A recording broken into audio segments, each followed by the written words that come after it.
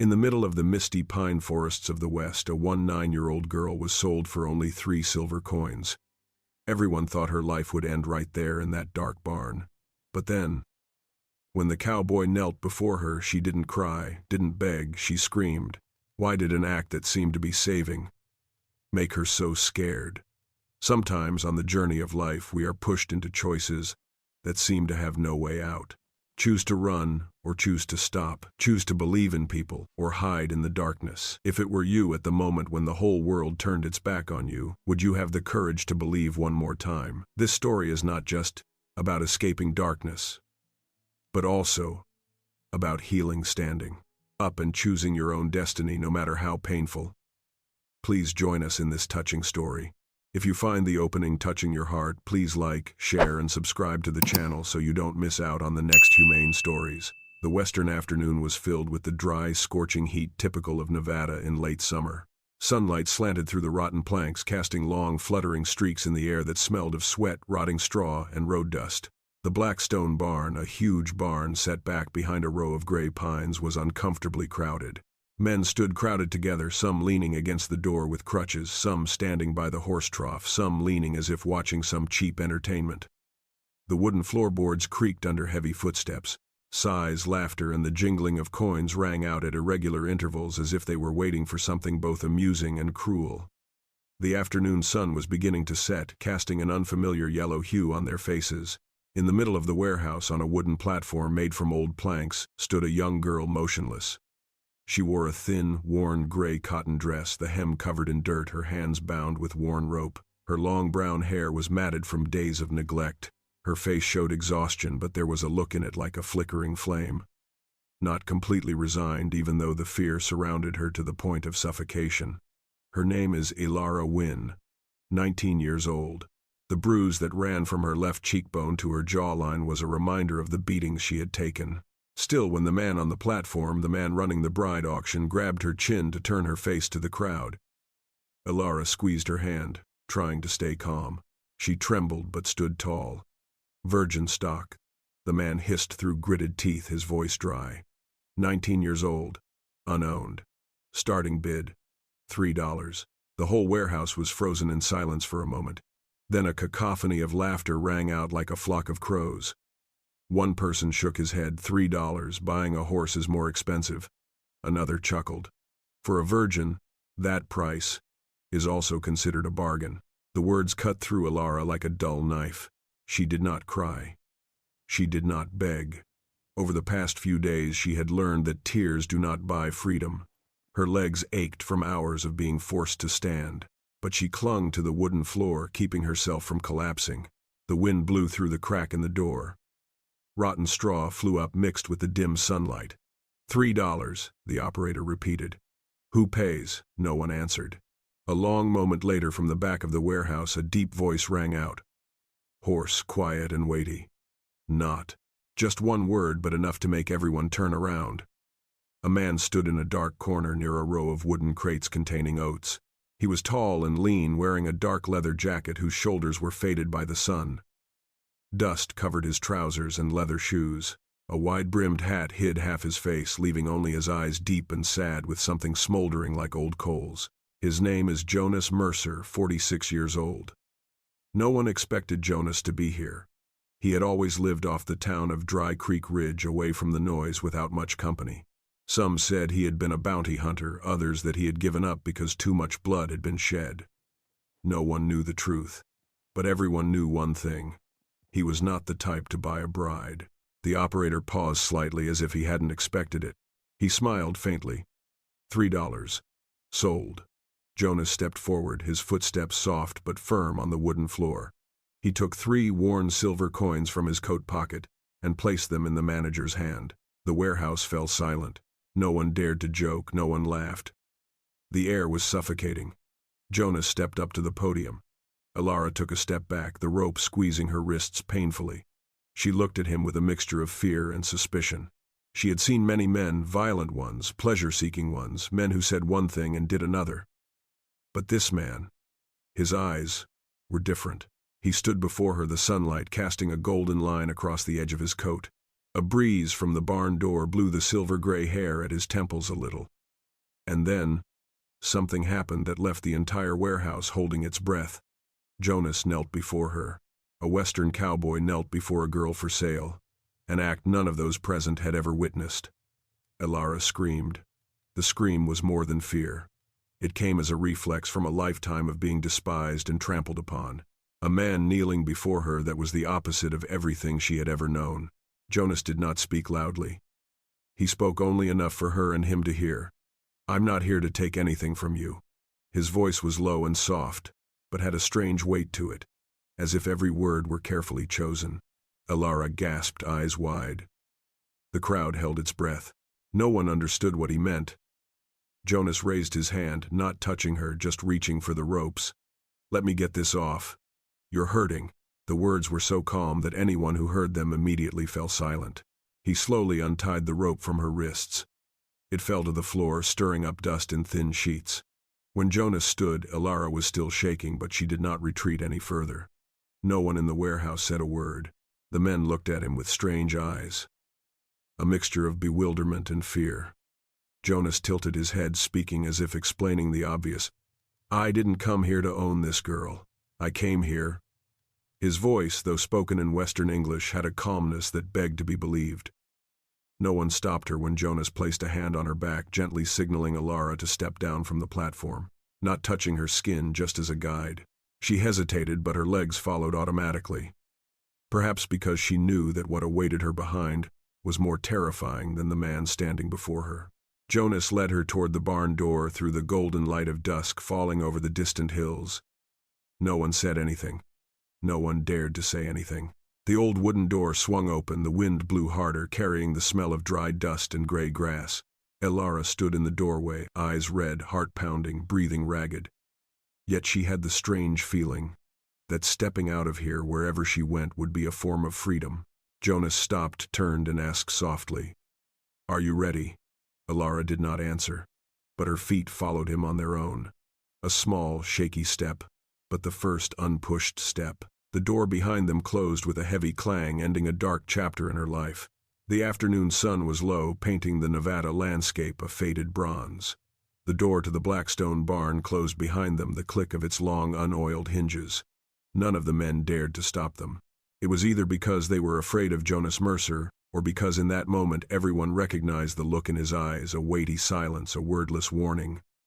The path leading out of the barn wasn't really a path. It was a red dirt path that wound through gray bushes dotted with dry grass. The gravel crunched as Jonas's leather shoes hit the ground, but Elara's footsteps were lighter and more hesitant. She trailed a half step behind, as if unsure how far she should keep. The afternoon wind carried dry dust blowing against her bruised cheek. Each time she paused, her old instincts, reminding her to be alert, to be wary of any movement around her. But Jonas kept his distance as he had when he had led her off the platform. He walked straight, his shoulders slouched forward, the posture of someone accustomed to a long journey, neither trying to get closer nor leaving her behind. After a long while, Jonas spoke softly without turning his head. "Does your wrist hurt?" Elara hesitated. She touched the skin below her wrist where the rope had tightened until it was red. She shook her head, though it stung. "I can take it," she said softly. Jonas nodded slightly. "If it hurts, just say so." Elara didn't answer. It had been dangerous for her to express any emotion. But Jonas's voice was uncompromising. It was like asking if it was cold or if the hill ahead was too steep. A question to know, not to force. Jonas's carriage was parked a short distance from the barn. It was an old wooden cart, with a faded bed, and wheels streaked with dried dirt. The dark brown horse waited, sneezing silently at its owner's approach. Jonas opened the car door, reaching out but not touching Elara. "If you want, you can sit in the back." "I won't come back." Elara looked at the carriage, then at the road ahead. It was wide and windy, but what lay beyond she did not know. Freedom was sometimes more frightening than confinement, especially when there was nowhere to return. She clutched the hem of her skirt. "If I go up there, where will you take me?" "Get away from here," Jonas replied. "Go where no one can put a price on you." The words made her pause. Those words, "put a price on her," seemed to tap into what she had been avoiding all these days. She had ceased to be human. She was just goods. "What if I don't go up?" she asked. Jonas leaned one hand on the side of the car, his eyes calm but not cold. Go wherever you want. I won't hold anyone back. Elara looked west where the sun was sinking behind the mountains. The shadow of the wagon stretched across the ground. She felt her legs shake. Not because she was afraid of Jonas, but because she knew that if she left, she would be prey to the townspeople or their kind. The West was not a place soft on girls walking alone.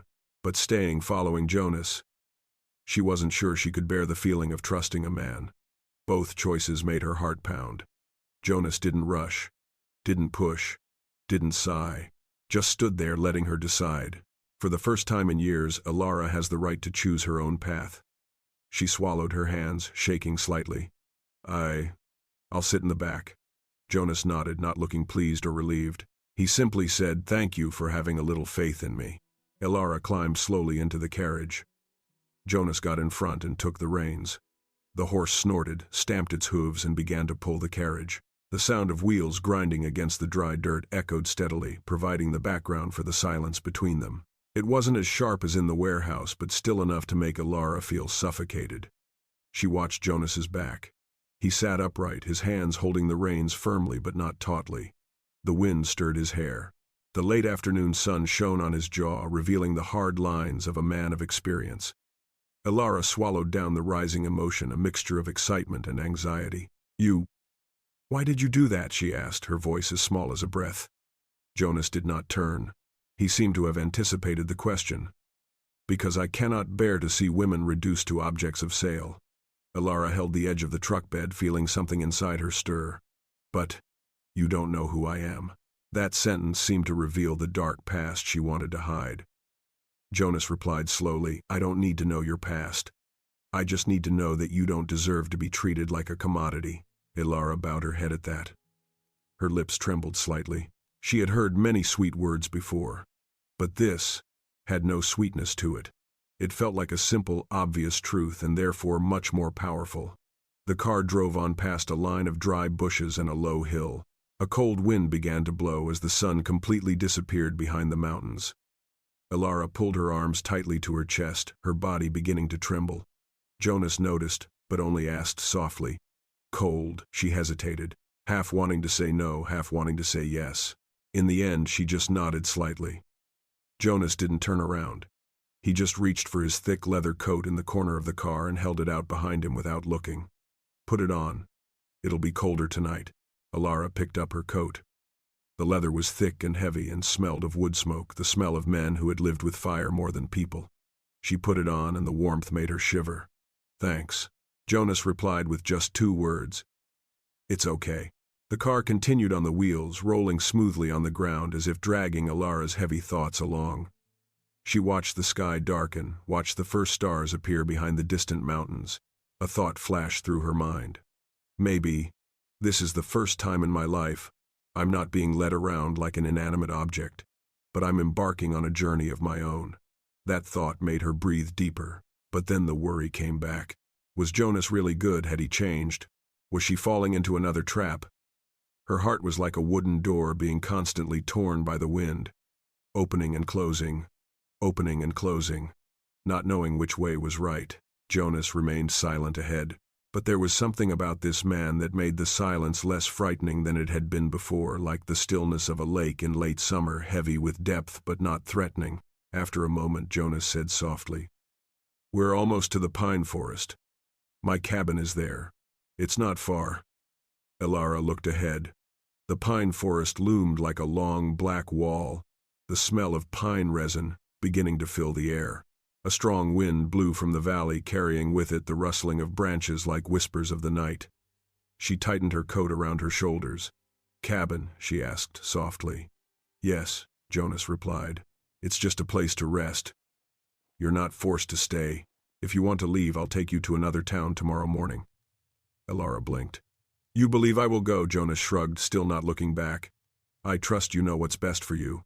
The words made Elara's heart ache. She had never been treated as someone who knew what was best for her. The late afternoon wind blew stronger, rustling the pine needles.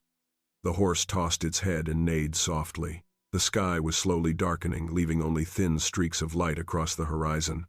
As the car entered the pine forest, the darkness embraced them with the silence of the west. But in the silence, Elara realized her heart was beating strangely, no longer just with fear, but with a fragile hope. A glimmer of hope she didn't dare to believe completely. But it still exists. The night in the west always comes sooner than people expect. Just a few minutes ago, the sky still held the last golden light of the day.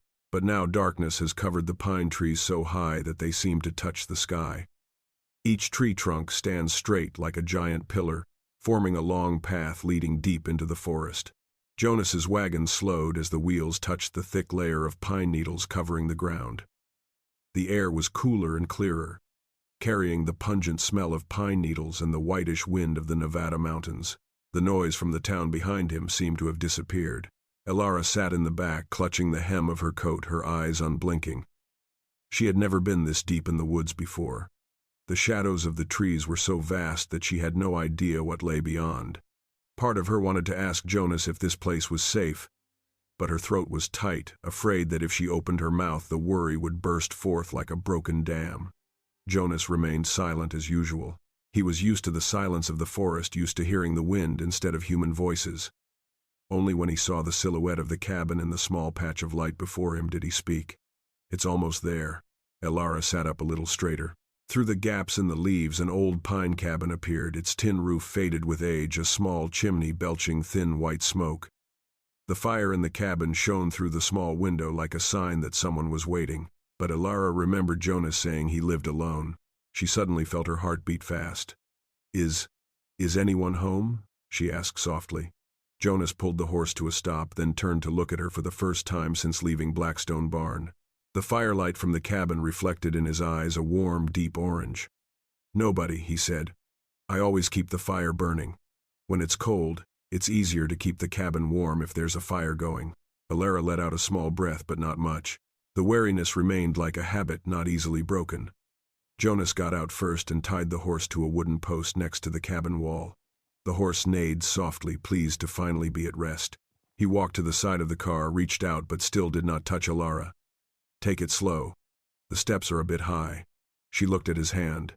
It was weather-beaten, the fingers rough, but not rough. She hesitated, then took his hand gently just to keep her balance.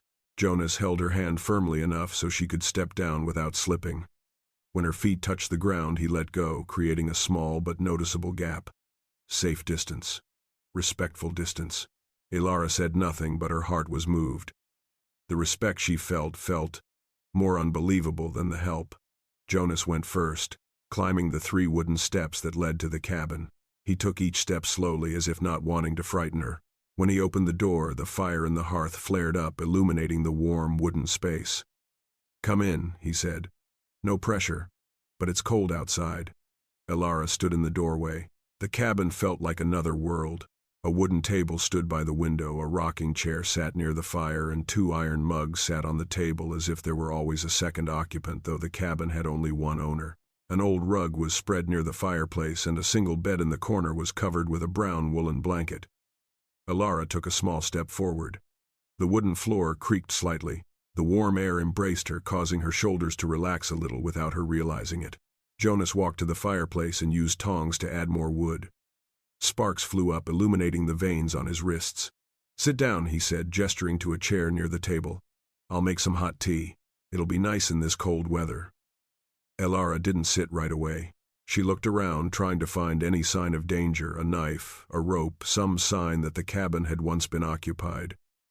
But it was all so simple that she began to feel uneasy in another way. Could this honesty be a trap? Jonas poured hot water from the iron kettle hanging over the stove. Steam rose, mingled with the mild smell of herbal tea. He placed a cup in front of her, not too close, not imposing. "Careful, it's hot." Elara reached out, then pulled her hand back. Jonas saw but said nothing. He just stepped back a little to let her feel safe. After a moment she picked up the cup. The heat spread through the metal, warming her hands. She took a small sip. The herbal taste was slightly bitter but fragrant, soothing her dry throat. The silence in the cabin wasn't scary. It was like listening to rain on the roof, silent but alive. Jonas sat in the chair, opposite elbows on the table, hands clasped together. His eyes were on the fire, not on her as the men at Blackstone Barn had. She suddenly asked, "You really don't want anything from me?" Jonas turned. I want you to be safe. That's all. But why did you bring me all the way here? Her voice trembled. In the West, no one helps for free. Jonas stared into the firelight for a moment before answering. I've seen many people taken from what they deserved. Some I saved. Some I didn't. His voice slowed, deepening as old memories returned. Sometimes, just taking someone out of a place where they don't belong is enough. These statements are not meant to convince. They are simply facts. Elara put down her teacup and stared at the tabletop. The old wood had slight cracks, probably worn away by years of cold and sun. She lightly touched it with her fingertips and took a deep breath to calm her emotions. Aren't you afraid I'll leave? If that is your choice, Jonas replied immediately. I respect that. Elara was silent. A silence that no longer had the appearance of fear, but rather a pause that allowed her heart to breathe. After a long while, she said softly, I have never been respected by anyone. Jonas only nodded, not interrupting. His silence did not require her to say more. It was simply a space for her to put down the heavy thoughts. The wind outside blew harder, shaking the cabin slightly. The fire crackled, warming Elara's cheeks. It felt both strange and familiar, like a distant memory of a family fire whose faces she could no longer remember. She looked up at Jonas, her eyes reflecting the firelight. This cabin, is it your home? Yes, Jonas said. Part of my life is here. Elara took a deep breath. So, where am I tonight? Jonas pointed to the rug near the hearth. If you want, you can sleep near the fire. It's warmer. Then he stood up, pulled the woolen blanket from the bed and placed it beside the stove. I'll sleep on the porch. It's fine there. Elara looked at him in surprise. Jonas just smiled slightly. I'm used to it. There was something about the way he said it that made her heart soften. Not pity, but a sense of trust. Just a little, but enough to ease the tension in her shoulders. Jonas opened the door and stepped onto the porch. I'm right out here. If anything scares you, just call. The door closed. The cabin was warm and quiet.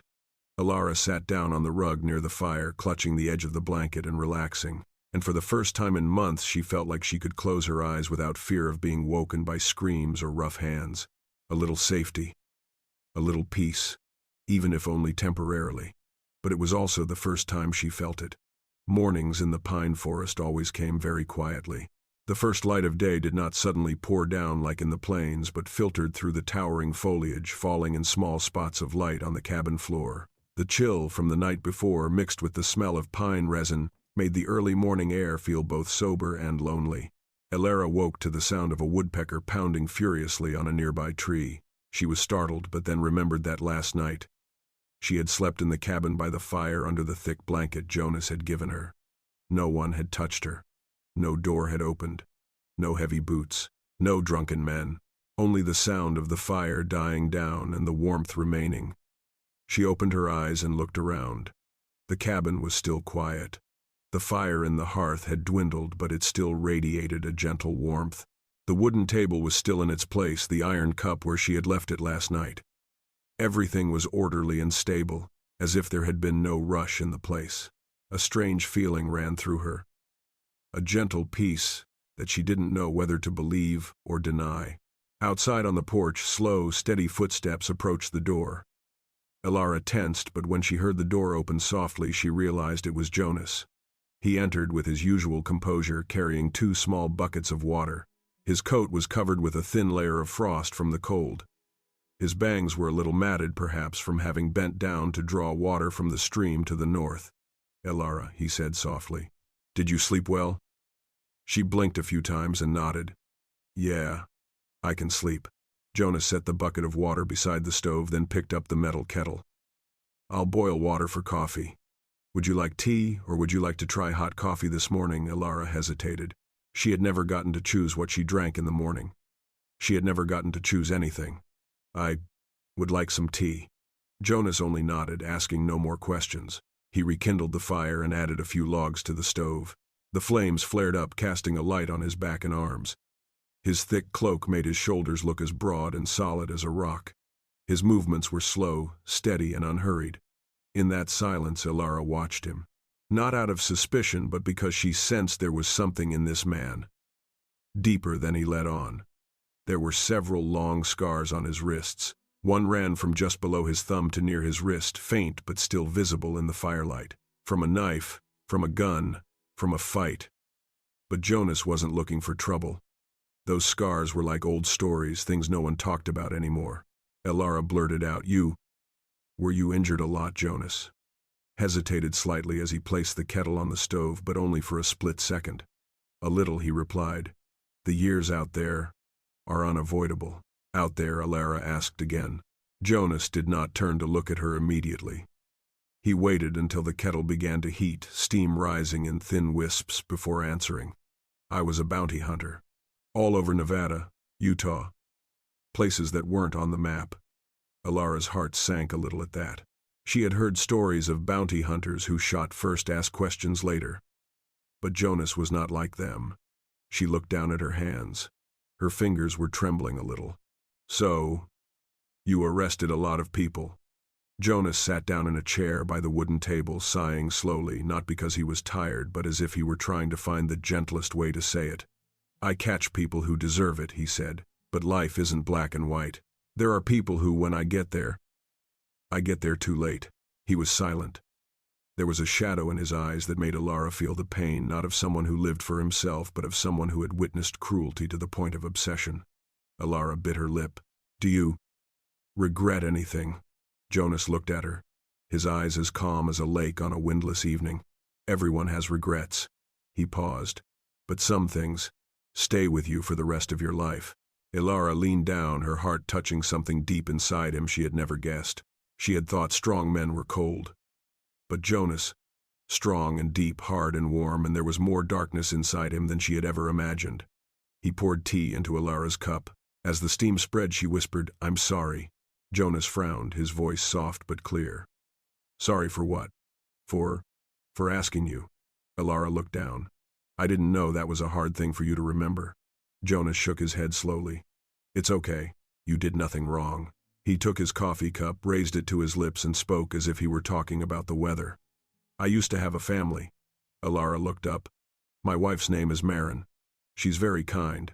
She loves the color green. She grows mint outside the cabin. And my son, his name is Lucas. He's loved horseback riding since he was 3. He loves mornings in the meadows with the dew still on. Elara listened without judgment or interruption. Jonas continued, his voice slower, deeper. Then Marin died of illness. And Lucas. He paused for a long moment. He went to work in the mines. He hasn't been home for 3 years. Elara's eyes widened. Do you know if it's alive? Jonas looked into his coffee cup, his eyes as deep as the bottom of an old well. I don't know. The West is so big. And sometimes, it's not distance that gets people lost. He took a small sip as if to complete the unfinished story. Elara was speechless for a moment. Her heart sank, not with pity, but because she saw in Jonas a loneliness that was strangely similar to her own.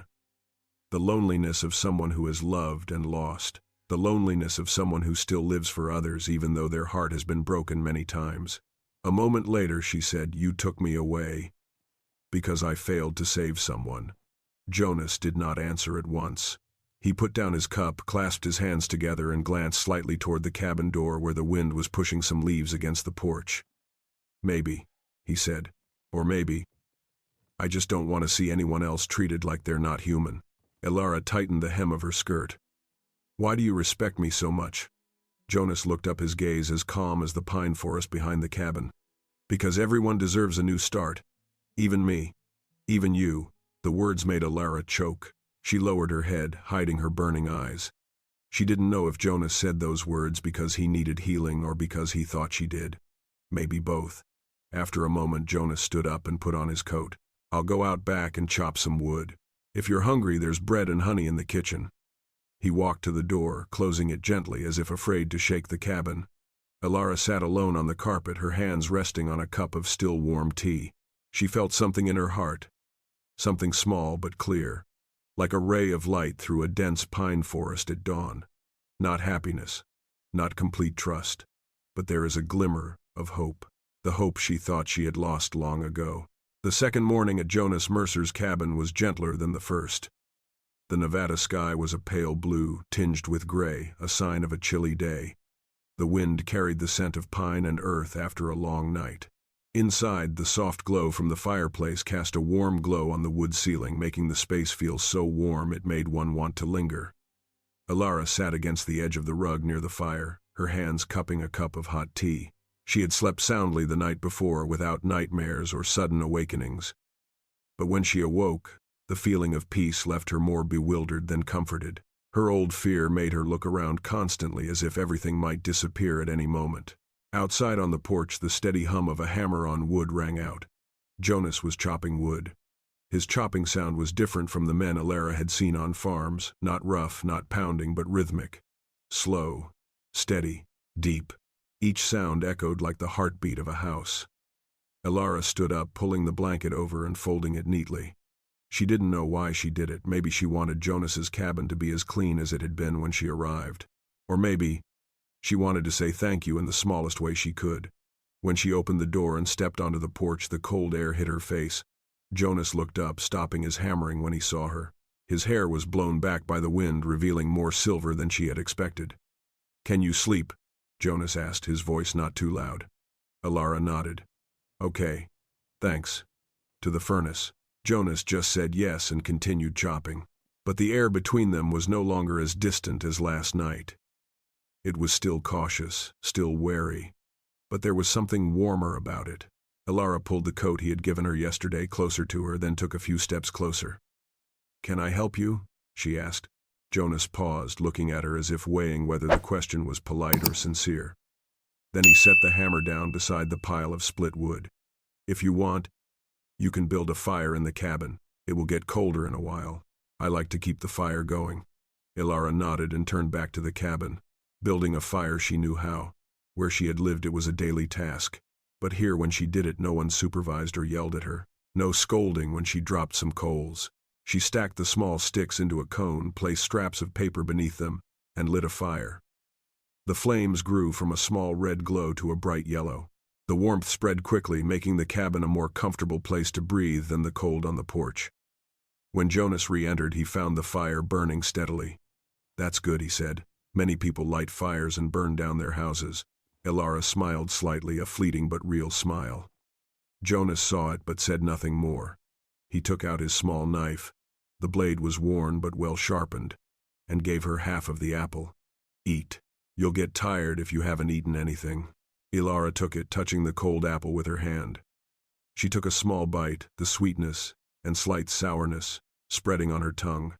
It had been a long time since she had eaten anything fresh.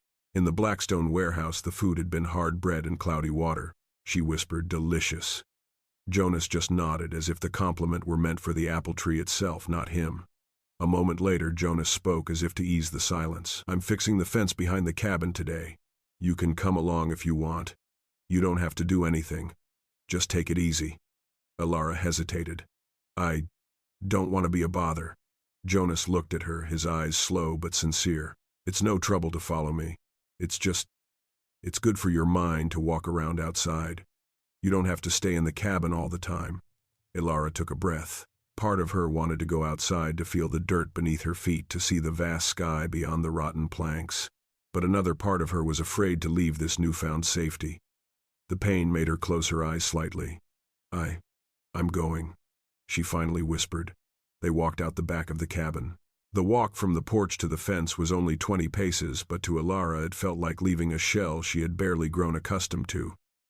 The damp morning soil clung to her shoes, making her steps a little heavier.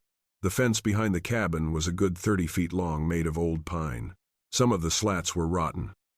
Jonas carried a bundle of new wood and set it down next to the picket. He worked slowly, methodically. Watching him work made Elara feel like watching someone put together the broken pieces of something that had once been important.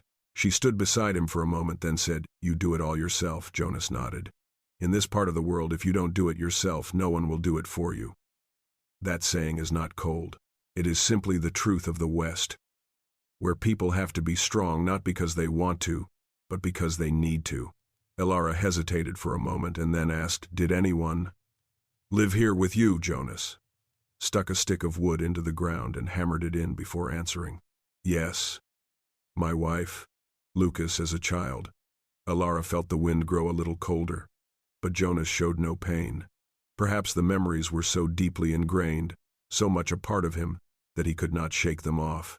This house, Elara said slowly, looks like a place where there used to be a lot of laughter. Jonas stopped hammering. Didn't turn. Didn't speak. Just silence. Elara looked at him. Sorry, I shouldn't have said that. Jonas put down the hammer, put his hands on the handle, and looked far away into the forest. No, you're right. He exhaled slowly. Back in the day, this cabin was noisy. Marin laughed loudly. Lucas was naughty, always chasing chickens. Elara sensed the heaviness in his telling, no wallowing, no lamenting, just the truth of a past he had accepted but never forgotten. And now, she asked softly, are you alone? Jonas nodded. Alone. Alone for too long. Elara looked at the fence being replaced. She knew that feeling better than anyone. Being so alone that she forgot she was ever human.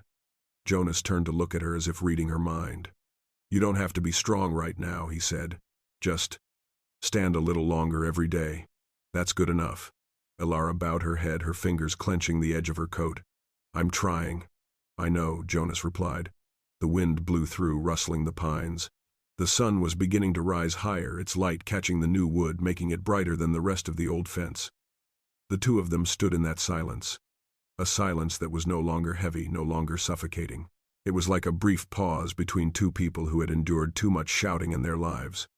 Elara took a deep breath. Is there anything I can do to help you? Jonas looked at her, his eyes gentler than the morning light. If you want, you can hold these wooden bars while I close. Elara stepped forward. Her hands were shaking, but when Jonas offered her a piece of wood, she took it. It was heavier than she had expected. Jonas noticed and adjusted her grip slightly. Like this. Lean on your leg a little, so it doesn't slip. Elara did as she was told. Jonas hammered the end of the bar. Each blow was solid, ringing in the dirt. Elara held on tight, trying not to let her hands shake. Not because the wooden stick was heavy, but because for the first time, she was doing something next to someone she wasn't afraid of. Very good, Jonas said simply. Just 2 words, but they made Elara's chest heat up in a way she couldn't name. They worked side by side in silence for nearly an hour. No one tried to talk. No one made the air heavy. There was only the steady pounding of hammers, the wind, and light breathing. When the fence was complete, Jonas said, Okay. Thanks for your help. Elara shook her head. I can't help much. You help a lot, Jonas replied. It's harder to hold than to close. Elara looked at the new fence. It was straighter than she had expected, more sturdier than she had expected. She felt a little steadier in her heart. Just a little. But true. When they returned to the cabin, Elara looked at Jonas longer than usual. She said nothing, but in her heart she heard a word she did not dare say. Maybe. I'm not completely alone anymore. Afternoon always came earlier in the pine forest than in the steppe. When the sun had barely touched the crests of the distant mountains, shadows began to seep into the tall trees, turning the air as gray-brown as Jonas Mercer's old coat. Elara was stacking small logs near the hearth when she heard the distant tramp of hooves. Not the leisurely trot of a traveler, but the trot of someone returning from a long journey, heavy and impatient. She froze. Her chest tightened. The hearing of someone who had lived in fear was keen. There was something about him that didn't feel like Jonas, like someone walking through the woods. A feeling of unease crept up her spine. She put down the bundle of firewood and took a step back from the door. Her heart was pounding. On the porch, Jonas was washing his hands at the bucket. He looked up immediately, his eyes narrowing. Not from fear. Jonas never showed fear. But Elara saw the wariness and instinct he carried with him from his years as a bounty hunter. He turned and said softly, Elara, stay in the cabin. She didn't argue, just backed away, her eyes never leaving Jonas's. The sound of hooves approached. Through the crack in the door, Elara saw a lean but sturdy figure, as if his bones had been mended from days spent sleeping on the cold ground. Their cloaks were torn in several places, their shoes were red with dust, and their neckcloths were faded. A young man, but his shoulders were stiff, as if he had carried the burden of many years of solitude. The horse stopped suddenly, sending a thin ring of dust flying.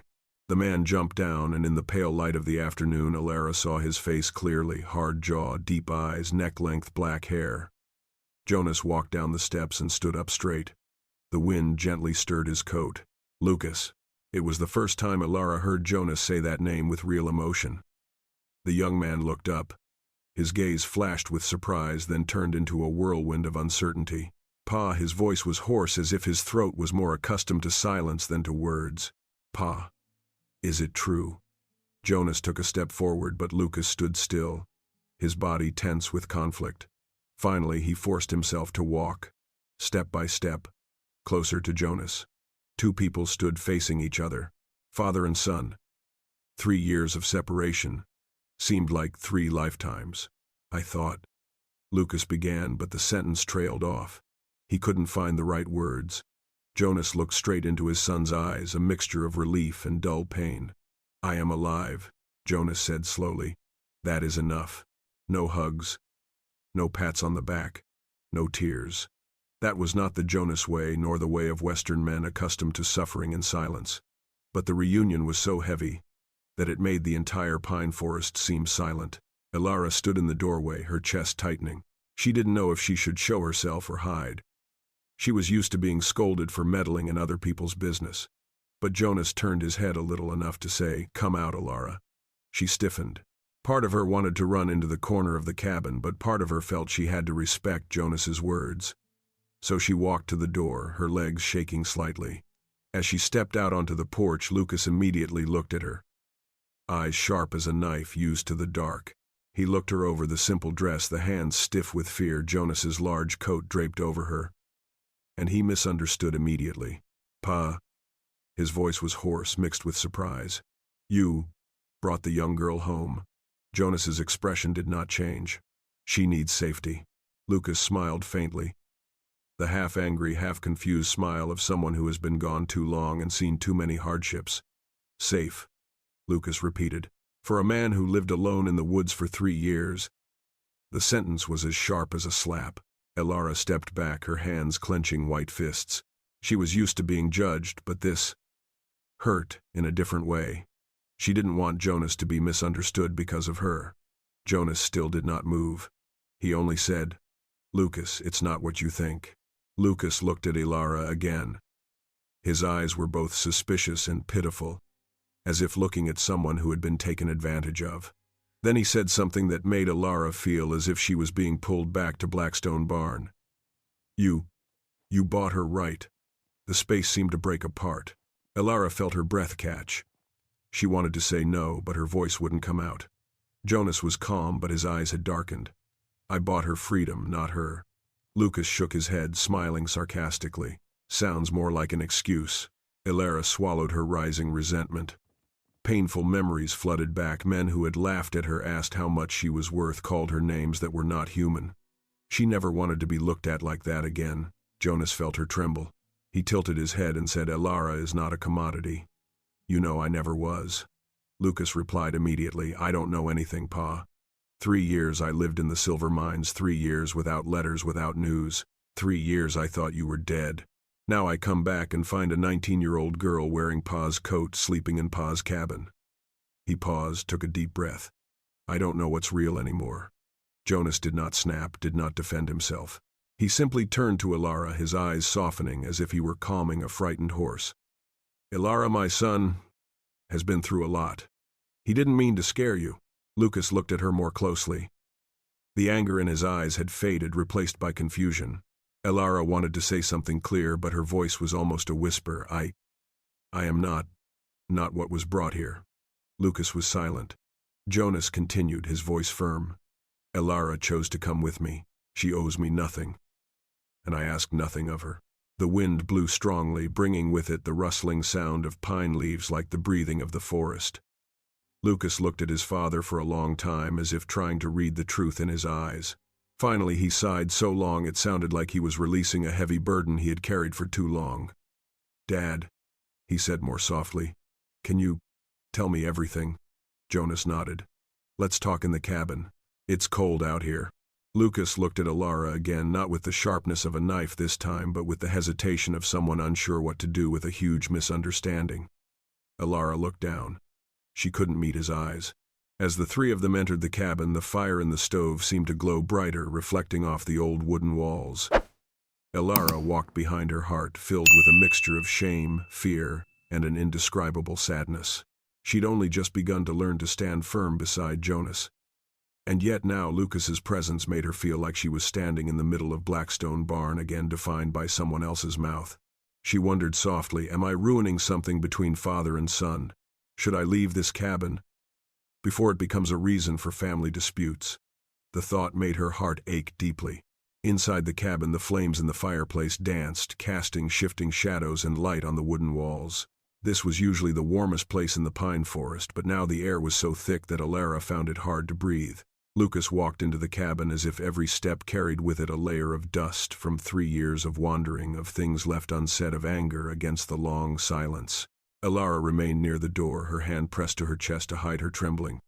Though Jonas said Lucas had not meant to frighten her, her instincts were still unaccustomed to loud voices or sharp eyes.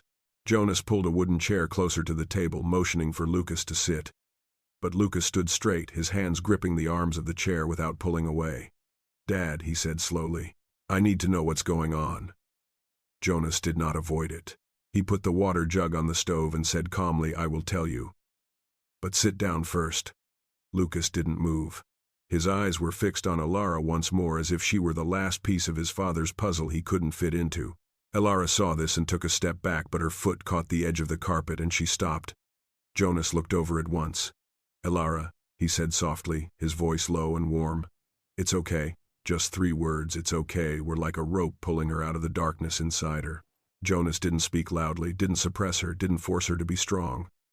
He just spoke softly, like one would comfort a frightened foal. Elara nodded slightly but kept her distance. Jonas turned back to Lucas. "Son, sit down," he said again, this time his voice a little firmer. Lucas looked at his father, chin slightly raised, then finally pulled out a chair and sat down. But his eyes never left Elara. "Pa," he began, "I've lived long enough out in the mines to know that nothing happens for nothing. No one brings a young girl into their home just to help." Jonas folded his arms and leaned against the edge of the table. "I understand your doubts," he replied. "You have been gone for 3 years without contact. You do not know what has happened to me. But what you think is completely wrong." Lucas clenched his fists, his fingers turning white. "Then tell me. I'm listening." Jonas looked into the fire, his voice slow and clear, as if telling the whole cabin a story that was not his own. "I met Elara at Blackstone Barn. She was for sale." He took a deep breath. "I couldn't stand by." Lucas narrowed his eyes. "So Pa dropped 3 silver coins and brought her here." Jonas did not blink.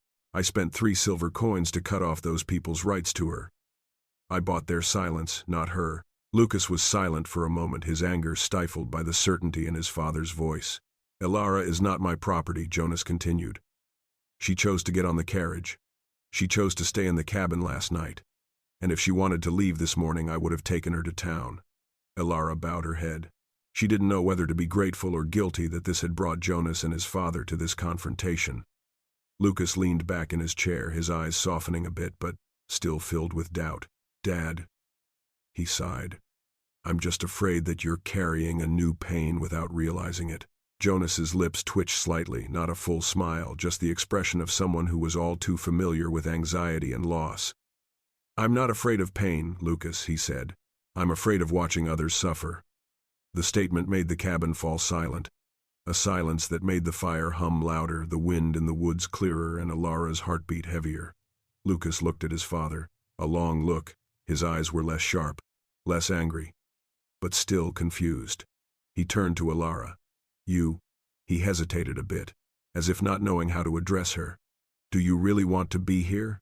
His voice was no longer sharp. It was deep but still cautious. Elara opened her mouth, but her throat felt clogged. When had she ever said want in her life? The decision had not been hers for 19 years. Jonas looked at her as if allowing her time. Elara placed her hand on her chest, trying to catch her breath. I don't know," she said honestly. "I don't know anything yet. I just know it's not as scary here as the other places I've been." Lucas leaned forward slightly. "I didn't scare you, did I?" Elara shook her head immediately. "No. He didn't ask anything from you. Are not." Lucas looked at his father. Jonas kept his eyes calm. The heavy atmosphere loosened just a little, but enough for Elara to breathe easier. Jonas stood up and took some dry bread and cold meat to the table. "Let's have dinner first," he said. "The rest can wait until tomorrow morning." Lucas looked at his food, then around the cabin. He sighed. "I don't want to argue, Pa," he said slowly. I don't want to lose you again." Jonas put down his fork, his eyes softening. Lucas's words carried more weight than any apology. "Son," Jonas replied, "you have never lost me. I am here." Lucas bowed his head to the table. His shoulders shook slightly, not from weakness, but because he could finally lower his armored chest. For 3 years. Elara looked at that scene, an indescribable feeling welled up in her heart. She had never had a family to lose, nor anyone to look for her. She realized Lucas's fear was as real as hers. No one in this cabin is perfect. Everyone has a flaw somewhere. After dinner, Jonas went out to check the stables. Lucas stood up instinctively as if he thought his father needed protection. Elara remained in the cabin. She looked at the rocking chair by the fire where Jonas had laid her blanket last night. She looked at the old wooden table where he had cut her apples this morning. She looked at the flickering flames that had held her fear all night. And she wondered, could I possibly belong to a place like this? The question made her eyes sting slightly. Jonas and Lucas returned a few minutes later. The afternoon wind carried a scent of damp pine and dust. Lucas entered first, standing awkwardly near the table. He turned to Elara, his voice slower, softer. "Sorry for being loud earlier. I'm used to having to defend myself all the time in the mine. I haven't gotten used to having other people here yet." Elara looked up at him. For the first time she saw in Lucas's eyes not suspicion, but the awkward honesty of someone who still doesn't know where he stands after years of being lost. I understand," Elara said. "I was scared too." Lucas nodded slightly. The two stood in silence, but it was a silence that made the soul a little less troubled. Jonas looked at the two of them and said, "You two are guests in each other's lives. Take your time to understand." Elara and Lucas both bowed their heads, each for their own reasons. Night fell completely, and the wind blew harder. Jonas added a handful of wood to the stove, then placed a chair near the fire for Elara. "Sit down and rest," he said. "You've had a hard day." Elara sat down. The rug was warm underfoot. The fire glowed before her. There was a dull ache in her chest, but also something akin to hope. Hope is fragile, weak like a ray of light through the cracks in the cabin wood. But there is hope. The next morning dawned with a softer light than usual. The first rays of sunlight filtered through the pine trees, creating long streaks of golden thread across the damp ground. A gentle breeze carried the scent of pine resin and wildflowers mixed with the grass. There was a strange peace in the air, a peace that made Elara feel as if the cabin were apart from the chaotic world. Elara woke early. She didn't know why she woke up in the still dark sky. Maybe it was because of her old habit of waking early to avoid someone screaming. Or maybe it was because this was the first time in a long time that she had slept without nightmares dragging her back to the worst moments. She sat up gently, the blanket slipping from her shoulders. The fire in the hearth had died down, leaving only a few faint red embers like dying embers. Elara sat staring at the ashes for a few seconds, as if staring at the remains of a peaceful night. Then she stood and rekindled the fire with the remaining logs from the night before. As she carefully placed each piece of wood, the cabin door opened. Jonas entered carrying a bundle of hay and a small leather bag hanging from his waist. His coat was still damp with morning dew, and his hair was slightly tangled by the mountain wind. "Good morning," he said, his voice deep and warm, not forced, not formal. Elara nodded slightly. "Hello, sir." Jonas looked at the fire that was burning again. He stepped closer, nodding with satisfaction. "You light it well," he said. "It burns evenly and doesn't waste wood." Elara bowed her head. "I'm used to it." Jonas was about to say something more, but the back door opened. Lucas came in, his hair disheveled, his eyes slightly red, probably from not being used to sleeping on a bed after 3 years on the rocks in the mine. Lucas's first glance at Elara. It was not as sharp as the first night, no longer angry, only confused. Of a man not used to someone's presence in the house he had left. "Good morning," he said, a little awkwardly. Elara replied very softly. "Hello." The atmosphere became awkward for a few seconds, but Jonas broke the awkwardness with a calm voice. The weather is clear today. We need to replenish water from the northern stream. Lucas, come with me. Lucas nodded, but his eyes were on Elara as if he wanted to know if Jonas would leave her alone. Elara's fine, Jonas said, as if reading his son's thoughts. She's safe in the cabin. Elara was taken aback. It was the first time she had heard the word safe associated with herself. As Jonas and Lucas left the cabin, Elara stood watching them for a long time. Their footsteps grew fainter and then disappeared into the pines. The cabin became so quiet she could hear the wind rustling through the cracks in the wooden doors. She sighed and sat down on a chair near the table, her hands lightly wringing together. Thoughts of last night came back to her. The misunderstanding, Lucas's suspicious gaze. The fear that her presence would cause a further rift between them. She wondered, am I breaking something that belongs to them? Should I leave when things calm down? The thought made her chest feel heavy. A soft chirp at the window startled her. A small sparrow landed on the wooden sill, looking into the cabin with its bright black eyes. It tilted its head, chirped softly, and flew away. Elara couldn't help but smile. It had been a long time since she had seen something so simple and beautiful. She decided to step out onto the porch. Outside, the mist was fading. Sunlight was washing over the ground, bringing out the scent of fresh grass. She sat down on a wooden rocking chair. The back of the chair was chilly but not uncomfortable. In her arms she held the thick coat Jonas had lent her. She held it close to her as if the warmth of the night still lingered there. Each minute passed slowly, as if time here did not like to rush. About an hour later, footsteps were heard from the woods behind them. Jonas and Lucas returned, each carrying a large bucket of water. Jonas's horse followed behind, tied to it a small bundle of firewood he had picked up along the way. Elara stood up, her hands shaking slightly as she wondered whether to greet them or keep her distance. Jonas saw her first, his eyes softening. "Are you okay?" he asked. Elara nodded slightly. "I'm fine." Lucas set the water bucket down near the stove. He looked at Elara, but, unlike last night, his gaze was no longer filled with suspicion. It was more like a silent inquiry. "Are you afraid of me? Do you want me to leave the cabin?" Elara bowed her head again. "Thank you for apologizing yesterday." Lucas was a little startled. He didn't expect her to mention that. I just didn't want you to think I meant to scare you," he said, his voice slow and sincere. Elara looked at him this time, not bowing her head. "I know. I'm trying to get used to it too." The air between them softened a little. It became easier to breathe. Jonas watched them, then placed more wood near the wall. "I think everyone in this cabin is trying," he said, his voice low. "And that's enough for today." At lunch, the three of them ate together at the small wooden table. Jonas cut the bread. Lucas divided the jerky, and Elara poured water into the iron cups. No one said much, but the silence was more comfortable than last night. No one has to struggle. No one has to prove they are strong. There was only the sound of knives hitting chopping boards, the crackling of firewood in the stove, and the sound of wind coming through the cracks in the door. After lunch, Jonas said, "We need to clean out the old east stables. They haven't been around long." Lucas turned to Elara. "I can show you a few simple things. It's not dangerous."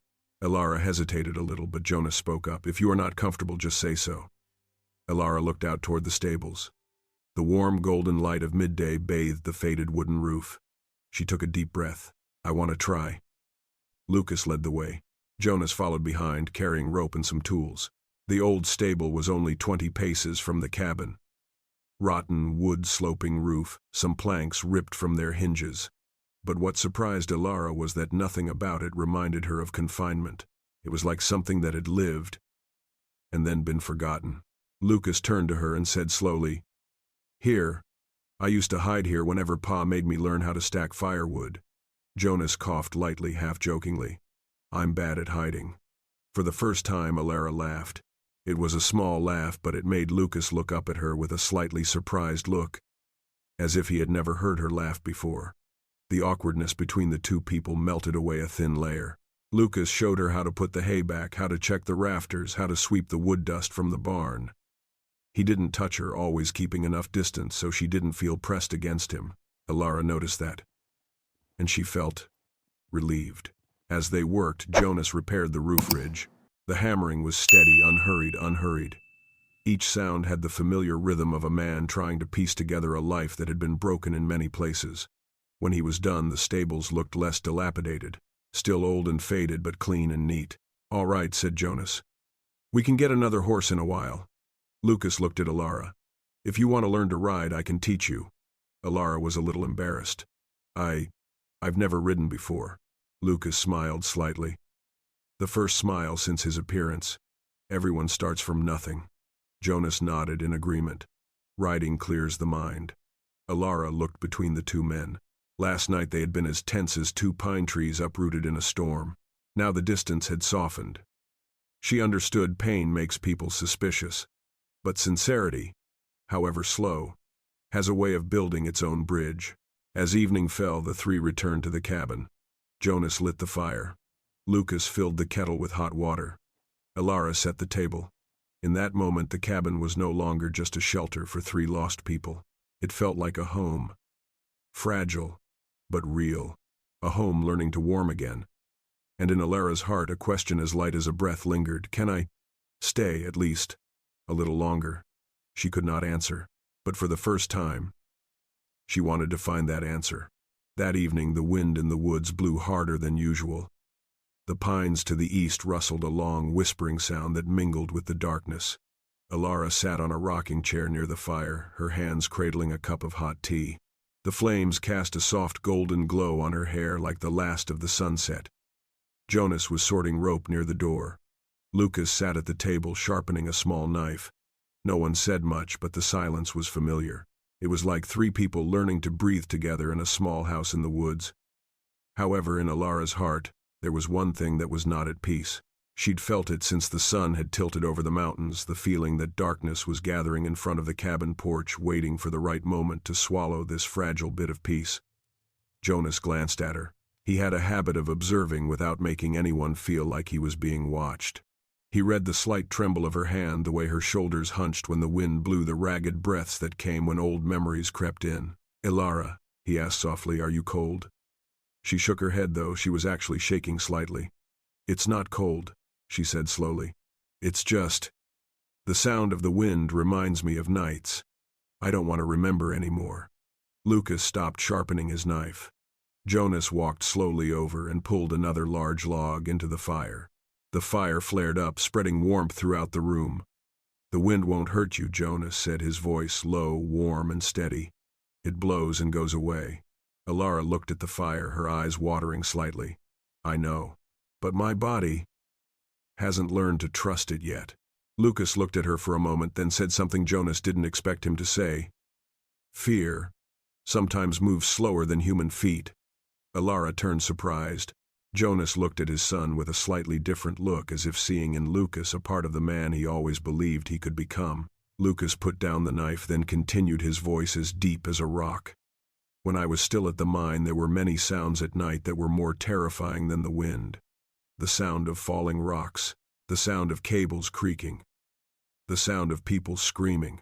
Even though I was no longer there, many nights, I still heard them." Elara's eyes widened. She didn't expect that the seemingly strong man Lucas also had his own wounds. "Then," Lucas continued, "one day I realized, hearing that voice didn't mean it was back. It was just my memory speaking a little too loudly." Jonas looked at Lucas, then at Elara. "My son is right. Your fear is not caused by this place. He is just following you a little further." Elara clenched her teacup. A warmth washed over her, not from the fire, but from the way they spoke, as if her fear were no shame. She took a deep breath. "Tonight, I feel like there's someone out there." Jonas looked out the window immediately. "Did you hear something? Just—" Elara hesitated. "Just a feeling." Lucas stood checking the pistol at his side. The gesture didn't alarm Elara. It wasn't an act of violence. It was more the protective reflex of someone who's lived long enough to know danger never comes without warning. "I'll go see," Lucas said. "No," Jonas held up his hand. "Let me." Lucas frowned. "Pa, I know this forest better than you." There was no arguing. Jonas put on his coat, turned on the oil lamp on the wall, and went out. The moment the door closed, the cabin became so silent that Elara could hear her heart beating. Lucas moved closer to the fireplace, keeping enough distance so she wouldn't feel pressed against him. Jonas knows these woods, like the back of his hand, he said, his voice softer than usual. No one comes in here without him knowing. Elara looked at her hands. I fear I have caused you two more trouble. Lucas shook his head. No. Since I arrived, you two have been arguing. And not because of you. Elara looked up. Lucas was leaning against the table, the firelight reflecting off his face. For the past 3 years, Lucas said, I've carried anger. Anger at Pa for leaving me at the mine. Anger at myself for leaving without saying goodbye. Anger at so many nameless things. I've carried it for so long I've forgotten how to put it down. His voice broke a little. When I saw you here, I thought Pa was replacing what was lost with something else. I reacted like a lost person. Elara looked at him a long time. Not to judge, it was just that for the first time she saw the hurt in the man's eyes. Do you think? Elara said softly. Some people aren't angry at anyone, but at themselves. Lucas looked up as if she had said his best-kept secret. Elara looked at the furnace, tilting her head slightly. Me too, she said. I'm angry at myself for not running fast enough, for trusting the wrong person, for letting myself be sold like an object. Sometimes, I'm angry at myself for still breathing. Lucas was silent for a long time. Then he spoke slowly, almost afraid of breaking the fragile thing before him. You don't deserve to be angry like that. Elara smiled softly, a smile tinged with sadness. I'm learning to believe that. Jonas turned back at that moment, pushed open the door and entered. The night wind followed him. Nothing, he said, setting the lamp down on the table. Just some branches knocking together. Elara breathed a sigh of relief, for the first time in her life, a sigh of relief rather than fear. That night the whole cabin was immersed in peaceful firelight.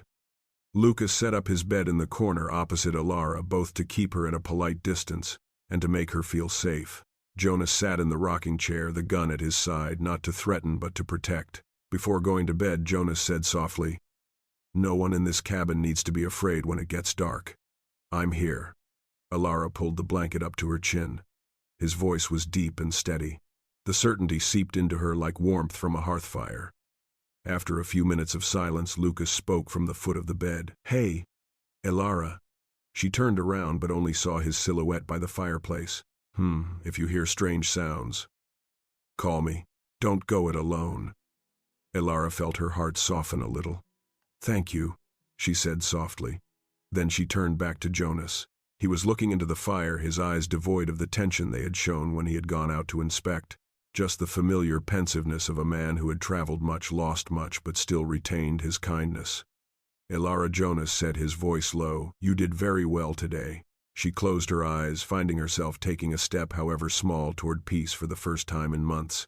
And when the fire in the fireplace had died down a little, she heard Jonas add, Tomorrow will be a little easier. Elara didn't know if that was true, but she wanted to believe it. For the first time, she really wanted to believe. The next morning dawned with the flapping of brown birds on the cabin roof and the faint murmur of the stream to the north. The wind in the pines was cooler than usual, carrying with it the dew from the cold night. Sunlight filtered through gaps in the canopy, illuminating the cabin in spots of shimmering gold dust. Elara woke earlier than Jonas and Lucas. She opened her eyes under the soft wool blanket, the lingering warmth from the fireplace making her feel as light as if someone had placed a reassuring hand on her. She sat up slowly, as if afraid to disturb the newfound peace. Jonas slept in the rocking chair, his head tilted slightly to one side, his arm close to the locked gun. Lucas slept in the other corner, his arm draped over his forehead as if he were still not used to the feeling of not having to be on guard all night. Elara paused for a moment, looking at the two men. Each carried a different weariness, an unfinished story, but they shared a home, one she had never known. She stood and rekindled the fire. The small sticks began to burn, giving off the scent of burning pine resin. As she put the kettle on, Jonas stirred. You get up early. His voice was hoarse than usual, probably from fatigue. Elara turned back, smiling slightly. I'm used to getting up early, and I want to let you two sleep in. Jonas sat up, adjusting his coat. A little more sleep won't bring this cabin down, he said, a light, joking tone Elara rarely heard. She bowed her head to hide her smile. A moment later, Lucas woke up, his eyes still blurry from lack of sleep. He looked up to see Elara pouring hot water into a cup. "Can I have a cup?" His voice was small and a little shy, like someone not used to being taken care of. Elara nodded. "Of course." She handed Lucas the glass. When his hand touched it, his eyes lingered on her for a second longer than usual. No suspicion, no tension, just a kind of benign surprise, something rare for someone who had lived in a quarry for so long. "Thank you," Lucas said, his voice firm but not sharp. Breakfast that morning was simple. Cornbread Jonas had baked the night before, some honey left in the jar, and hot water. But in the small cabin, everything felt adequate. Halfway through his meal, Jonas looked at Elara and said, "Can I teach you how to chop wood today? It doesn't need to be much, just a few pieces." Elara blinked slightly. Jonas had never pushed her to do anything, so when he asked, it felt less like a task and more like an invitation to be a little stronger. She nodded slightly. "I want to try." Lucas put down his cup. "If you want, I can. Just give you a few more tips. Pa is heavy-handed." Jonas glanced at him. "You say it as if it were gentler than mine." Elara chuckled. Jonas looked at her with a warm glint in his eyes, as if her smile lit up the cabin. They went behind the cabin, where the axe was stuck under the pine tree. The ground was damp and not slippery, but it made for uncertain steps. Jonas selected a small log and placed it on the chopping block. "It doesn't have to be too hard," he said. "It's all about the landing." Elara gripped the hammer handle, but her hand was shaking slightly. She took a deep breath. "You don't have to prove anything," Jonas said. "Just chop off a piece. If you get tired, I'll do it." Elara shook her head. "I want to do it. It's just, I'm afraid of doing it wrong." Lucas stood beside, her arms crossed. "No one here is going to say you did something wrong." Lucas's words made Elara grip the hammer handle tighter. She raised it, not high, then dropped it. The hammer struck the wood, but not deeply, just making a small crack. She looked slightly disappointed. "Sorry. No, Jonas shook his head. "That crack was the first. The second will be deeper." Lucas moved closer, pointing at the hammer.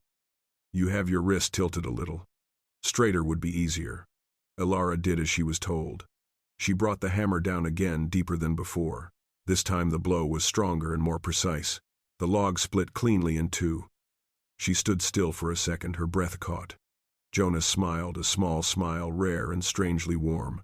"Good." Lucas nodded in agreement. Not everyone can do it the second time.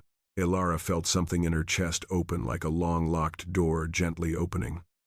She was not used to being praised, nor was she used to feeling like she had accomplished something. "Thank you for believing I could do it," she said quietly, but firmly. Jonas replied immediately. "You can be more than you think." At noon, they brought wood into the cabin. Jonas made tea. Lucas fixed the hinges and Elara swept the floor. Each did his own work, no one forcing anyone else, but they all worked together in a rhythm. For a long time, Elara had not felt like she belonged to any rhythm in the world. As she finished sweeping, the wind suddenly blew strongly, forcing the door open and slamming against the wall with a loud bang. Elara jerked back so hard her back hit the table. She gasped, her eyes panicked. Her hands shook so much that the broom fell from her grasp. Jonas and Lucas immediately turned back. Jonas stepped forward, not touching her, just standing in front of her so she wouldn't back away any further. "It's okay. It's just the wind." She didn't answer. Her breathing was labored. She felt like she was back at Blackstone Barn, where every loud noise meant something bad. "Elara, look at me." Jonas bent down to her eye level.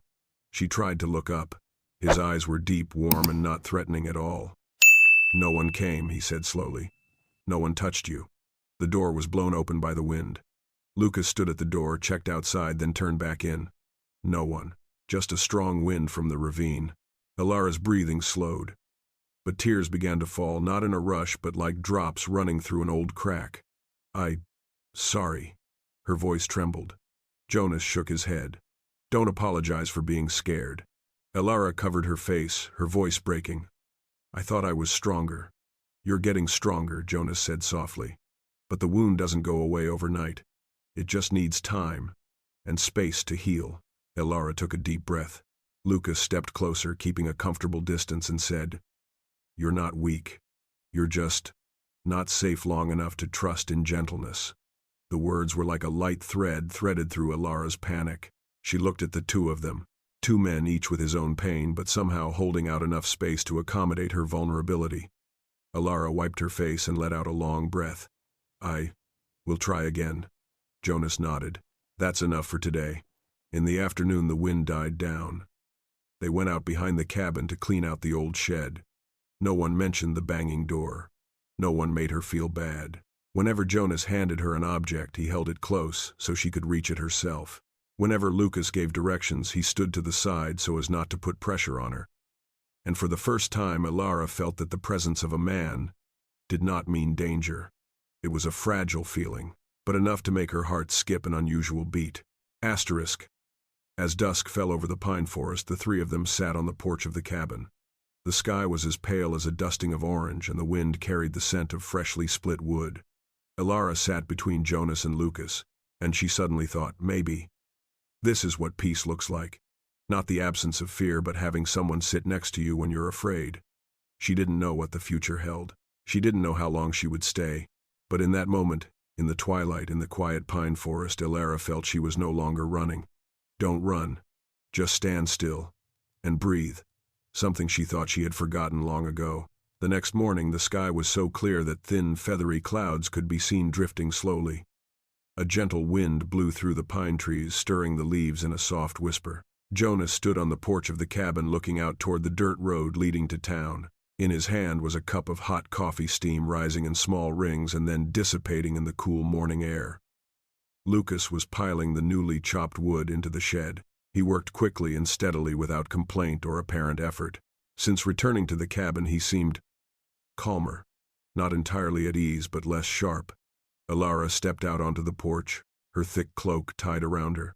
Her hair was tied back, a few strands falling over her ears. She stood beside Jonas for a moment without speaking. She just looked out at the pine forest where every morning a thin layer of dew covered the ground. You get up early, she whispered. Jonas smiled faintly with the corners of his eyes. Old people don't sleep very deeply. You're not old, Elara replied, her voice so honest that Jonas laughed out loud. At that moment, the sound of hoofbeats was heard in the distance. It was not the sound of horses from the cabin, nor the familiar sound from the forest. Jonas straightened immediately. Lucas stopped and turned around. Elara felt both men tense like bowstrings at once. She clutched at the edge of her cloak, her heart beating a nervous beat. The sound of hooves grew clearer, steady and strong. Not like a horse without a rider. Not like a wanderer. This was the sound of someone who knew the ride, knew the way, and was riding with great purpose. Lucas quickly walked over to Jonas. Is anyone coming? Jonas nodded. One man. One horse. No running. No ducking. Straight to the cabin. Elara felt her throat dry. Is something wrong? Jonas looked at her. Not sure. But come in. Elara hesitated. Lucas said immediately, his voice not heavy but firm. Elara, get in the cabin. Close the door. Don't come out until I or Pa say so.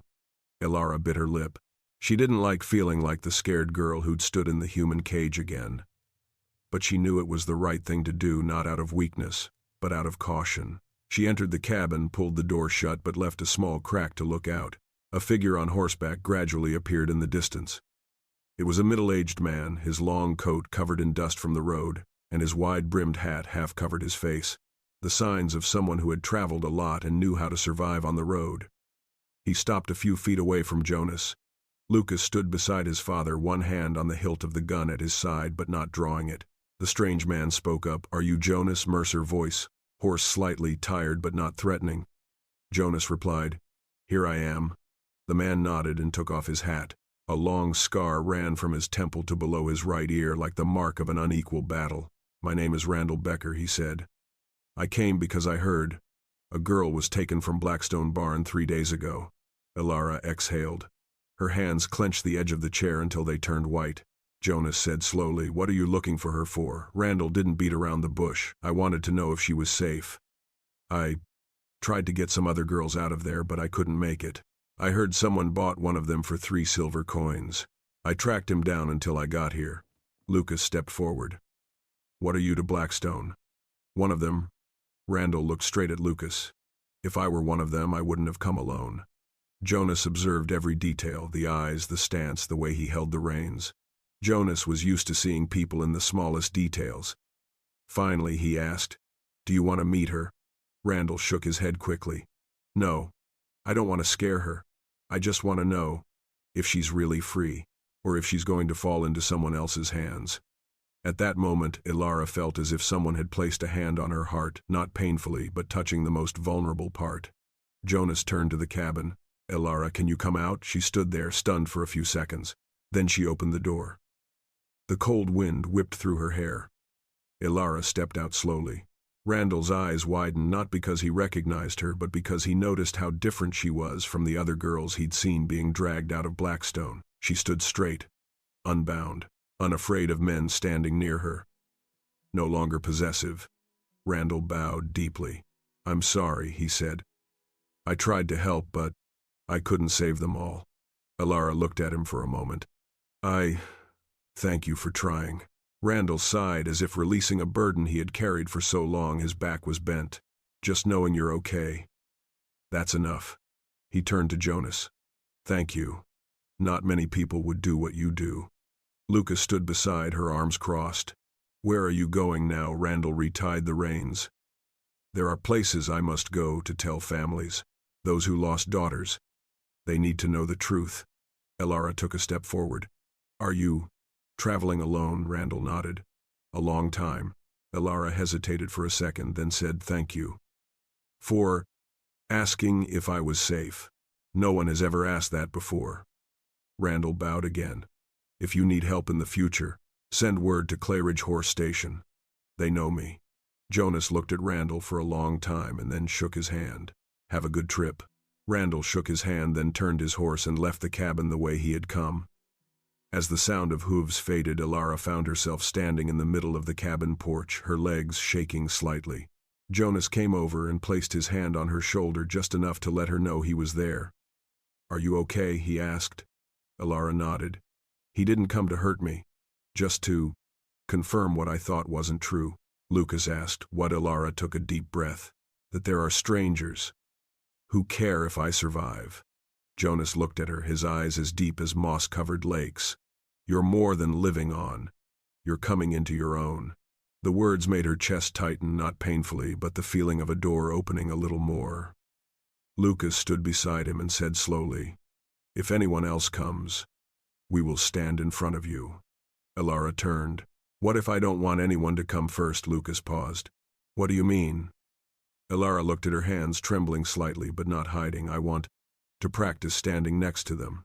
Jonas nodded, not smiling, but his eyes held deep satisfaction. "Standing by," he repeated. "That's a very big step." Elara found herself breathing easier than ever. That afternoon, the three of them went to the edge of the woods to collect dry twigs. Lucas went first, Jonas followed, and Elara was in between. No one was overprotective. No one was restrained. No one let her go alone. As they rested under a large pine tree, Elara looked at the father and son, then at the deep forest ahead. "If one day the past comes to me," she said, "do you think I will run?" Jonas answered first. "No, you're not the running type." Lucas added, "You will stand, but not alone." Elara chuckled softly, the first time her laugh carried more than a beat. The sunlight fell on the three people's shoulders, creating the warmest orange light since the day she arrived at the cabin. And in Elara's heart a silent admission formed. "Maybe I started wanting to stay, not because I was afraid of other places, but because this place made me feel like I could become someone new. Someone who stood by. Someone who chose his life. Someone who no longer belonged at Blackstone Barn." A man is slowly becoming free. The afternoon fell slowly, like a tired bird. The last rays of sunlight filtered through the pine trees, dyeing the ground a soft, pale yellow like rice dust. Jonas and Lucas were preparing dinner inside the cabin, some dried meat stewed with potatoes and carrots. The aroma wafted onto the porch, mingling with the smell of burning wood to create a familiar scent that calmed Elara's heart. She sat on the steps of the cabin, her hands clasped together. After her encounter with Randall, a window had opened in her mind. Not the skepticism of the early days, but gratitude mixed with hope. Hope that no matter how big the world was, there were still people who wouldn't turn away from the pain of others. But as hope was kindled, a simmering restlessness also followed. She looked down at her hands. Stubborn nails, rough skin, the remnants of years of working in fear. She was learning to stand by Jonas and Lucas, but the past had never really receded. A slight sound came from the right of the cabin, a twig snapping very lightly, almost like someone awkwardly stepping on a carpet of dry leaves. Elara looked up. "Jonas." No one answered. She stood up and took another step down the steps. The wind began to pick up, carrying a strong scent of pine into the air. The trees rustled as if they were communicating with each other.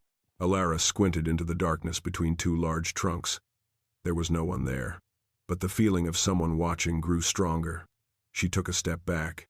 Her heart pounded. A chill ran down her spine. She turned toward the cabin door just as Jonas appeared, a wooden ladle in his hand. "Elara, are you okay?" Elara took a deep breath. "I heard a noise." Jonas did not take it lightly. He put the ladle down on the table and stepped out onto the porch. Lucas followed immediately, his hand instinctively on the hilt of his gun. "Where?" Lucas asked. Elara pointed toward the trees. "Over there." Lucas walked down the 3 steps. Jonas was slower, but his eyes were sharper than a hunting knife. "Sounds like a deer," Jonas said calmly. "Or a weasel." Elara wanted to believe so, but something in the wind made her doubt it. It carried a faint metallic scent, gunndust or the sweat of a traveler. It was unclear, but to someone who had lived in an auction house, the scent was unmistakable. She clutched Jonas's sleeve. "I've been followed before." "They could know," Jonas said slowly, his hand resting lightly on hers. "You're not there anymore." Elara bit her lip. "But Blackstone." They didn't stop. Lucas glanced at his father suspiciously. "Pa, if Randall could find his way here, then so could anyone else." Jonas was silent for a few seconds. He looked around the forest, his eyes seeming to measure every breath of wind. "Possibly," he admitted.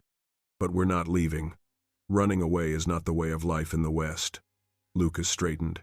"We'll lock the doors better and keep an eye on the trail. If necessary, I'll scout the woods at night." Elara shook her head vigorously, looking at Lucas with genuine concern. "Don't go alone. The dark forest isn't safe." Lucas smiled a small smile, the kind of smile that only those who have been in the dark for a long time sometimes have. "Nowhere is absolutely safe," he replied. "But I know my way around the woods better than most." Jonas put his hand on Lucas's shoulder. "Not tonight. I don't act on fear. I watch first." Elara stood between the 2 men, feeling as if she were dragging them into danger. The silence of the forest deepened. If the wind had carried human voices, she would have known. But now there was only the sound of breathing and the rustle of dry pine needles. She stepped back. "It was all because of me." Jonas turned away immediately. "No." Lucas took a step forward. "Don't say that." "But it is true." Elara's voice trembled. "If I weren't here, Blackstone wouldn't care." Jonas shook his head vigorously. "Elara Wynn, listen carefully. You didn't bring trouble. Trouble happens because bad people want to hide their crimes. It's not the escapee's fault." Elara was silent, but her shoulders still hunched. Lucas spoke slowly, as if measuring each word. "You don't have to apologize for surviving." Elara paused. Her eyes widened, the words hit her where they had hidden the most. Jonas looked at Lucas for a long second, as if acknowledging that his son was growing bigger than he had ever thought. Night fell. Dinner was served, but no one ate much. Jonas added more wood to the fire, and the flickering flames illuminated the faces of the 3. Elara held the cup in her hand but did not drink. "I wanted to ask something, if you don't mind." Jonas nodded slightly. "Go ahead. If someone from Blackstone really comes, would you 2 regret leaving me here?" Lucas jumped up immediately. "Never." Elara was startled by the decisiveness. Jonas looked into her eyes. No hesitation, no hesitation. "I don't regret it. Not for a second." Elara bent down, tears falling lightly onto her hands. "I don't want to be a burden." Lucas pulled the chair closer but kept his distance enough so she wouldn't panic. "Elara, you're not a burden. You're the one who made Pa more real since my mother died." Jonas frowned slightly, not objecting but unable to hide his emotion. "And," Lucas continued, his voice low, "you remind me that people can be kind to each other without expecting anything in return." Elara wiped away tears. "But if they come, then we face it," Jonas said. Together. Together, Lucas repeated. Elara looked at the two men. They were both broken in different ways. But they stood together, and now they were pulling her into their circle. In that moment, the small cabin was like the heart of a pine forest, warm, deep, and steady. As they were getting ready for bed, the wind picked up.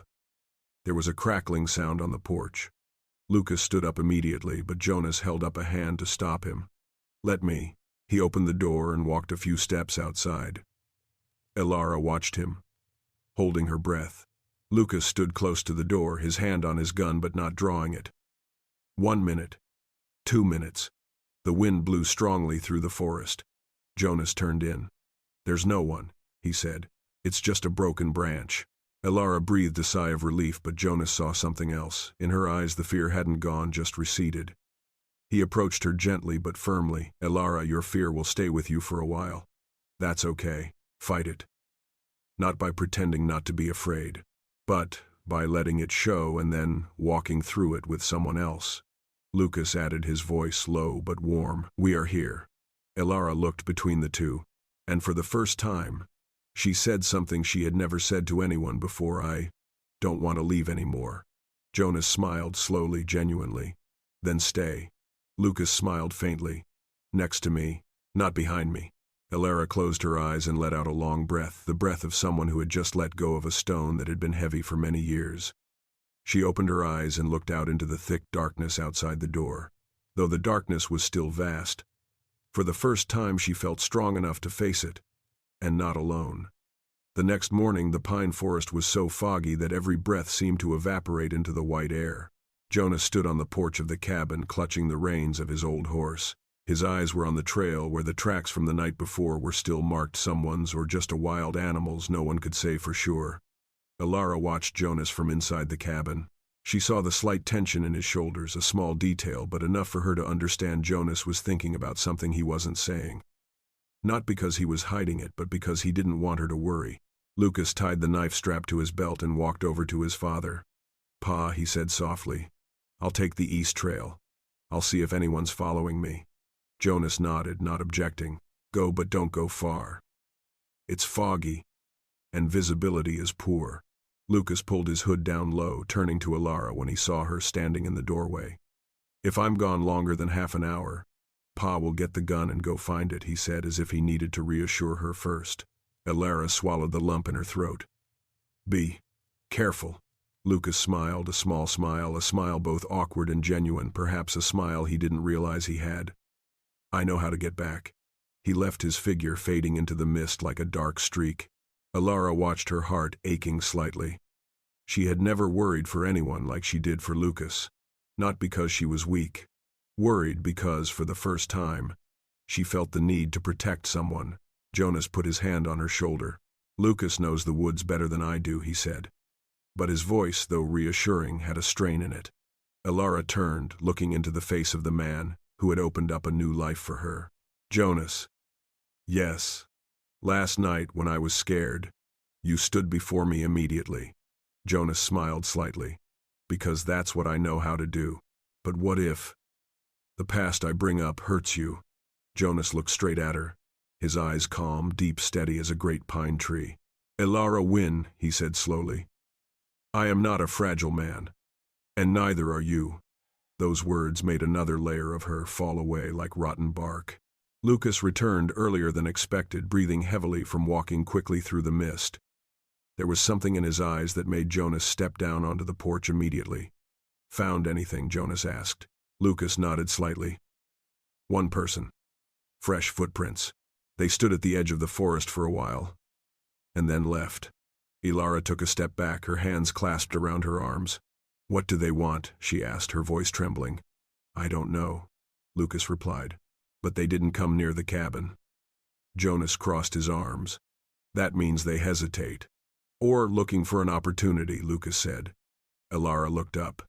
"Jonas, if Blackstone wants me back." Jonas put his hand on her shoulder, his voice calm. "You are not theirs anymore. Not now. Not ever." The words were not meant as comfort, but as an oath. Lucas glanced at Elara as if gauging her well. "We need to decide. Do you want to continue hiding, or do you want to face it?" Elara did not answer immediately.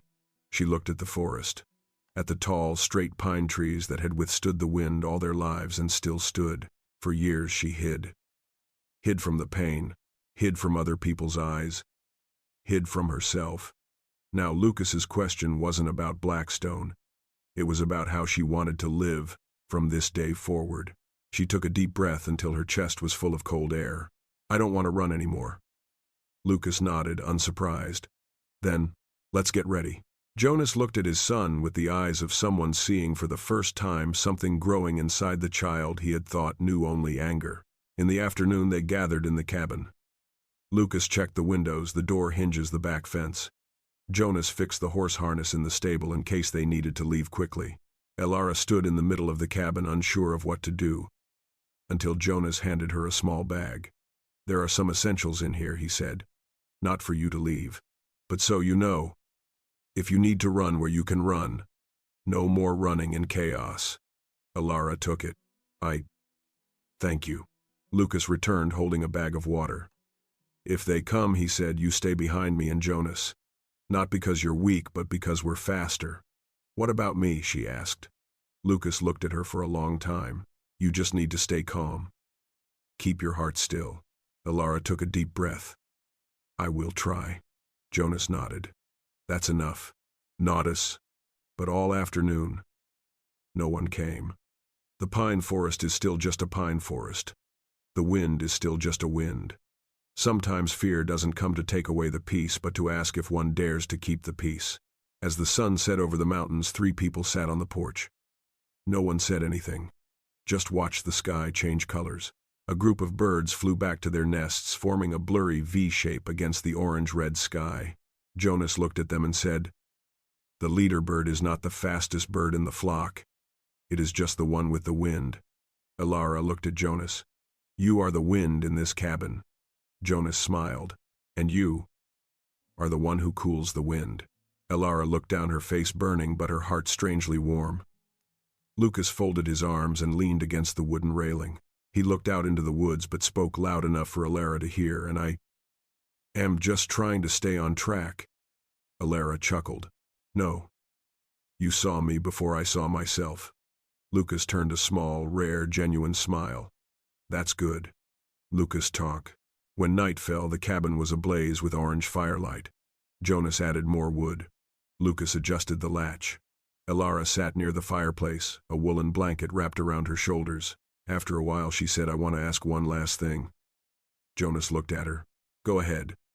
If Blackstone doesn't come back tomorrow, if no one comes looking for me anymore, can I stay longer? Lucas froze. Jonas didn't move. Elara clutched the edge of the blanket. I don't want to be here because I'm scared. I want to be here because I like being with you two. The fire crackled.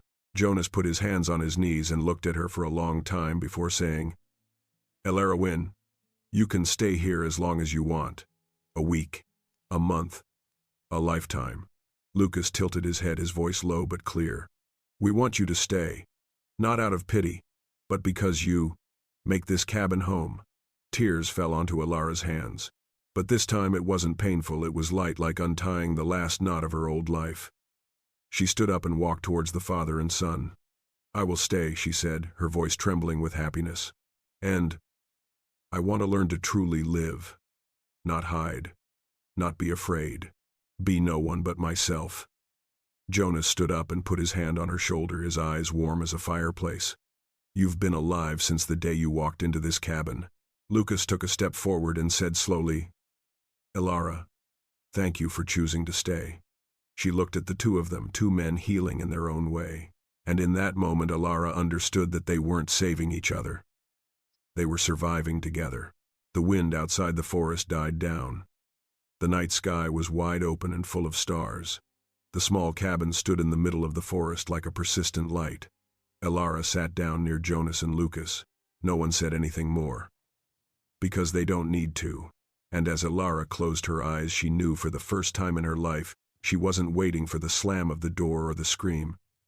She was just waiting for tomorrow. And tomorrow, for the first time, is no longer scary. It is a promise. A promise of 3 silver coins buys life, but it is courageous choices that create true freedom. Life sometimes takes us down paths we don't want to take, but the stories of Jonas, Elara, and Lucas remind us that we can always start over no matter how deep our wounds are. Healing isn't about forgetting, it's about daring to take small steps toward the light. And sometimes a kind embrace, even one that comes too late, is enough to warm the rest of our lives. People in their 60 seconds and older have been through enough ups and downs to understand that true strength lies not in a loud voice but in calmness, kindness, and the ability to stand together in difficult times. Thank you for accompanying this emotional story. If you find the story reminds you of something in your own life, please take a second to like, share, and subscribe to the channel to spread the values of kindness and continue to watch the next heartwarming stories. Your support is what helps us continue to tell healing and humane stories.